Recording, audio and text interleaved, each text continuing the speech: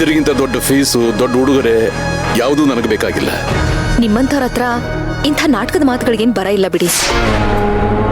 ನೀವು ನಮ್ಮ ಶತ್ರು ಅಂತ ಗೊತ್ತಿದ್ದು ಕೇಸ್ ತಗೊಂಡು ನಾನು ನಿಮ್ಮ ಹತ್ರ ಬಂದಲ್ಲ, ನನ್ನ ತಲೆಗೆ ಬುದ್ಧಿ ಇಲ್ಲ. ನೀವು ಈ ಥರ ಗೂಸಂಬೆ ಥರ ಕ್ಷಣಕ್ಕೊಂದು ಬಣ್ಣ ಬದಲಾಯಿಸ್ತೀರಾ ಅಂತ ಗೊತ್ತಿದ್ದಿದ್ರೆ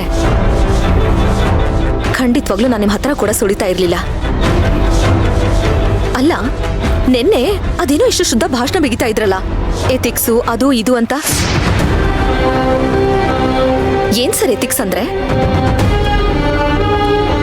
ಇದೇನಾ ನಮ್ ಕುತ್ತಿಗೆ ಕುಯ್ಯೋದು, ನಮ್ದವ್ರನ್ನ ನಡು ನೀರ್ನಲ್ಲಿ ಕೈ ಬಿಡೋದು? ಹ,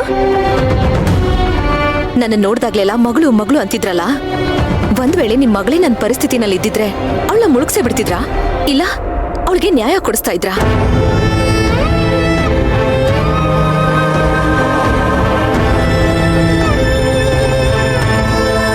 ದುರ್ಯೋಧನ ಯಾವತ್ತೂ ಕರ್ಣನ್ ಕೈ ಬಿಡ್ಲಿಲ್ಲ ಸರ್.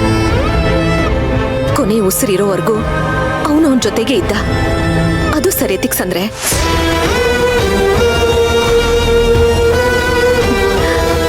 ಅದನ್ನ ನಾನು ನಿಮ್ಮಂಥವರಿಂದ ಎಕ್ಸ್ಪೆಕ್ಟ್ ಮಾಡ್ತಿದ್ನಲ್ಲ, ಅದು ನನ್ನ ತಪ್ಪು. Good bye.